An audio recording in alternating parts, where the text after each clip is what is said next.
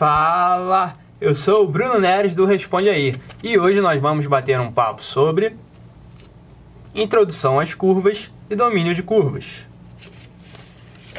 Então, para começar esse assunto, vamos pensar no seguinte. Imagina que a gente quer marcar esses vetores no plano XY. O vetor A1, A2 e A3. Então vamos começar marcando o vetor A1. A1 é o vetor 1 e 1. Então a gente vai pegar aqui e vai marcar. Vetor A1, 1 e 1. Agora a gente vai marcar o vetor A2. A2 tem componentes 2 e 4. Então, x igual a 2 e y igual a 4. Aproximadamente aqui. Agora a gente vai marcar esse vetor A3. Tem componentes 3 e 9. Então, x igual a 3 e o y igual a 9.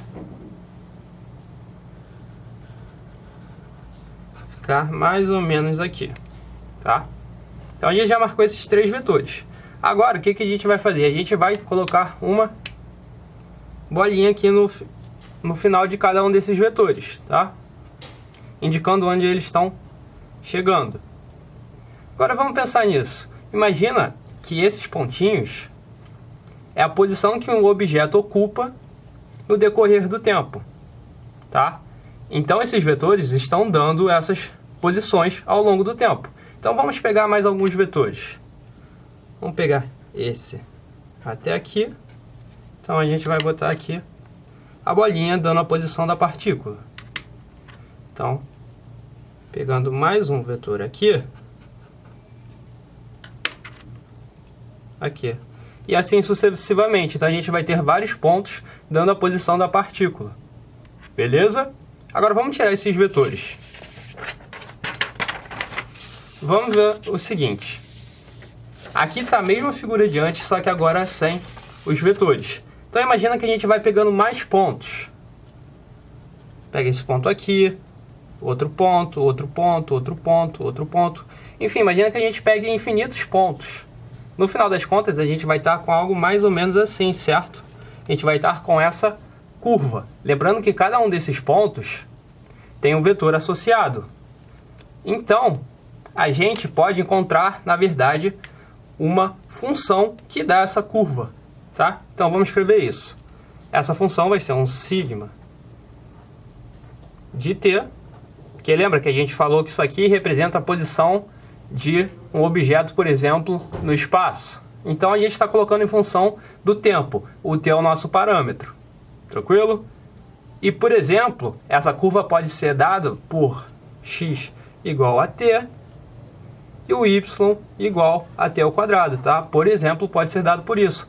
Então, o que é isso aqui? Na verdade, isso aqui é chamado de parametrização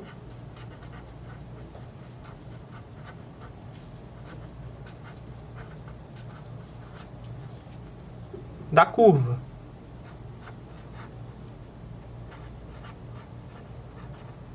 E o que essa função nos dá? Ela nos dá os vetores que indicam a posição da partícula em um determinado instante de tempo. Ou seja, ela nos dá todos esses pontinhos. Tranquilo? Mas além de parametrização da curva, a gente pode falar também em intervalo de parametrização. Então, tem um intervalo. O que é esse intervalo de parametrização? É o quanto o parâmetro varia, ou seja, o quanto t varia. Se a gente for ver aqui, o x é igual a t, certo? X é igual a t, y é igual a t ao quadrado. E o x aqui, nesse caso, está variando entre 0 e 3. Então, t varia entre quanto? T, que é o parâmetro, está entre 0 e 3. Beleza? Então, sendo assim, quando a gente fala de parametrização da curva, se a gente estiver no plano XY, a gente vai ter uma curva do tipo sigma de t igual a x de t, y de t. Lembrando que t é só um parâmetro. A gente pode ter também como parâmetro uma outra letra, como θ, enfim. outra variável, mas é importante que seja apenas uma variável. Nessa curva, essa variável a gente chamou de t, que é o nosso parâmetro. E o t também ele pode estar restrito, ou seja, pode estar entre dois valores. Agora, se a gente estiver no espaço, além do x e do y, a gente vai ter um z, dando meio que a altura da curva, né? E lembrando também que o parâmetro pode estar entre dois valores. Tranquilo?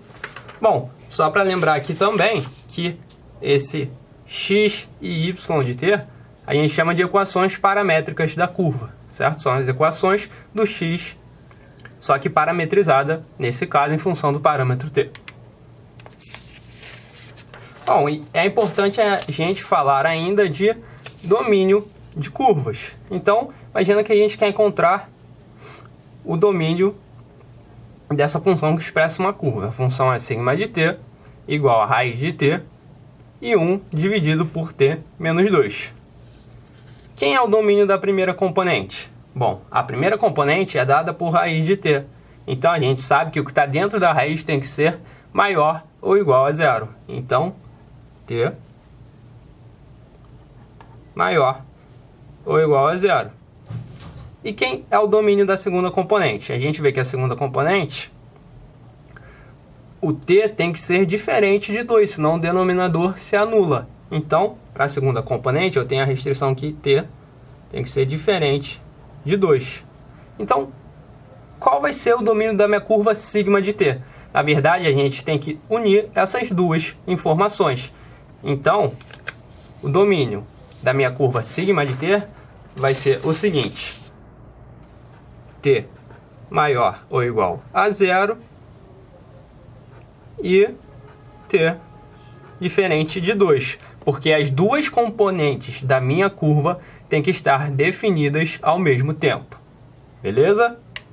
E aí, esse vídeo te ajudou? Responde aí!